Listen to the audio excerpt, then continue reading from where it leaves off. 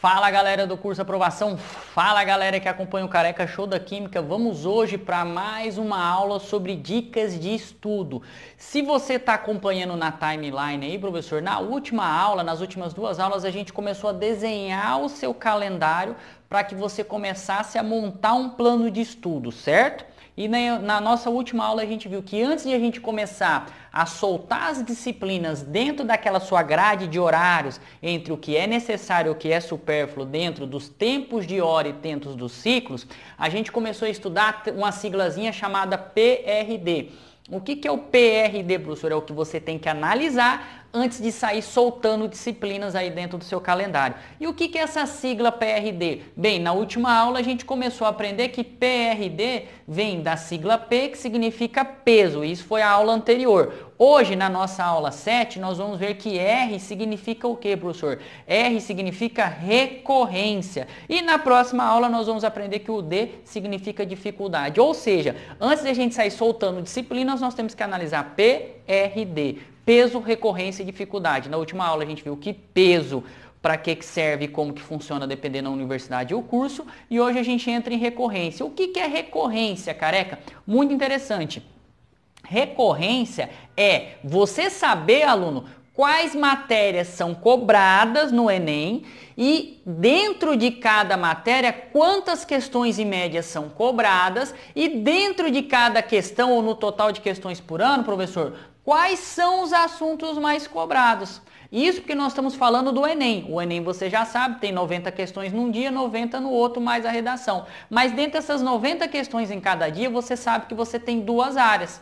Dessas duas áreas, professor, algumas delas aglutinam mais questões do que outras. Por exemplo, a questão de linguagens. Linguagens a gente sabe que são 5 questões de língua estrangeira e 40 questões de português. Só que de português a gente sabe que não é todo o conteúdo cobrado. Por exemplo, em todos os Enems a gente sabe que nunca caiu colocação pronominal. O que era? Próclise, ênclise e mesóclise. Isso não cai. Será que eu preciso gastar tempo estudando próclise, ênclise e mesóclise se eu vou estudar para o Enem? Será que é um tema recorrente? Essa é a pergunta. A questão, por exemplo, se a gente for de física. Física está dentro de ciências da natureza, só que física não são 90 questões, não são 45 questões. Dão em média ali de 12 a 17 questões. Mas eu sei que em física, professor, todo ano cai resistência.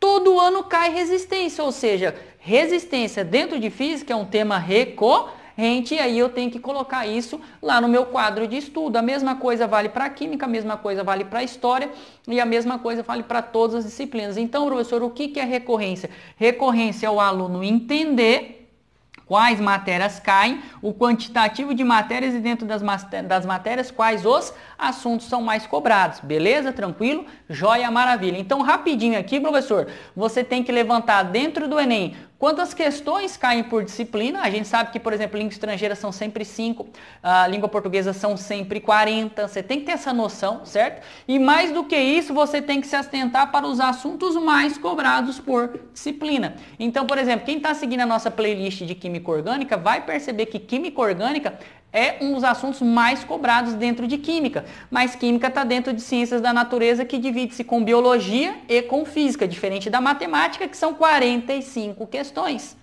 E não tem como fugir, certo? Aí você me pergunta, beleza, professor, eu entendi o que é recorrência. Como é que eu faço para aprimorar o meu estudo de acordo com a recorrência? Como é que eu vou montar minha grade de horários de segunda a sábado e manhã, tarde e noite de acordo com a recorrência, professor? Como é que eu vou saber, como é que eu vou entender de recorrência? Aí você tem dois caminhos, professor, dois caminhos. Qual que são esses caminhos? Eu recomendo que você faça os dois, mas quais são os caminhos que você pode tomar? O primeiro deles, professor, não tem como, é você fazer as provas anteriores. Então, por exemplo, a galera aqui do Mato Grosso me pergunta muito da Unemat. Como é que eu aprendo sobre recorrência da Unemat? Faça as provas anteriores da Unemat. O nosso curso, que é 100% focado no Enem, o que eu faço? Todas as questões do Enem desde 1998, você não era nem nascido, e as duas aplicações. Quando possível, ainda faço aplicações de Libras. Eu tenho que olhar todas as questões do Enem, não tem jeito. Não adianta fazer aquela cara assim de, tem que fazer todas as provas? Tem. Se você é um aluno que quer passar na USP, você tem que fazer todas as provas da USP.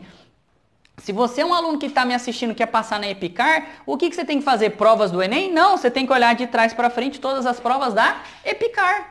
E assim é que funciona. Professor, quanto que eu gasto para fazer isso? Isso aqui você basicamente não tem gasto. O seu gasto vai ser de tempo que vai ajudar na sua preparação.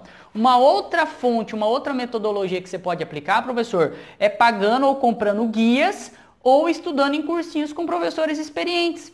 Então, por exemplo, você sabe que tem professores aí, né, que eles são especialistas, por exemplo, no UNB. Eles vendem os guias de aprovações da UNB, por exemplo, ou os guias de aprovações da UFG, um exemplo. Então, esse cara aqui você paga, isso tem um custo. Assim como os cursinhos. Quando você paga bons cursinhos, quando você assiste bons professores no online, que são pagantes ou não, até mesmo as videoaulas que você não paga, os professores acabam monetizando, o que acontece, professor? Esses professores mais experientes são professores que estão há mais tempo no mercado, fazendo essas provas ano após ano, diferentemente daqueles professores que só chegam na aula, sentam e mandam você copiar do quadro na escola regular. Esses professores experientes que têm essa experiência trazem para você o fino, já mastigado, sabendo aquilo que cai e aquilo que não cai, certo? Então, por exemplo, eu dou um exemplo de matemática dentro do Enem. Tem 45 questões de matemática, é denso, mas números complexos, por exemplo, nunca caiu no Enem, que eu salvo engano. Números complexos não caem, enquanto que outros vestibulares caem. Ou seja, a experiência que o professor te traz para isso. Então, professor, vale a pena você pensar, antes de montar no seu horário, antes de montar os ciclos de estudo, pensar quais matérias caem no Enem e dentro das matérias do Enem, quais as matérias são mais recorrentes para que você estude mais tempo. É claro que não é só isso. Para finalizar, na próxima aula nós vamos falar de dificuldade que você vai ter em cada matéria, porque aquelas mais difíceis nós vamos ter que acrescentar um pouquinho mais de tempo, beleza? Galera, se curtiu, coloca o like aí como bom hater, destila o seu ódio, qualquer dúvida, manda um zap e a gente tá aqui para te ajudar. Careca Show da Química, se não dá certo comigo, não dá certo com ninguém. Ha! Não deu certo comigo, não dá certo com ninguém!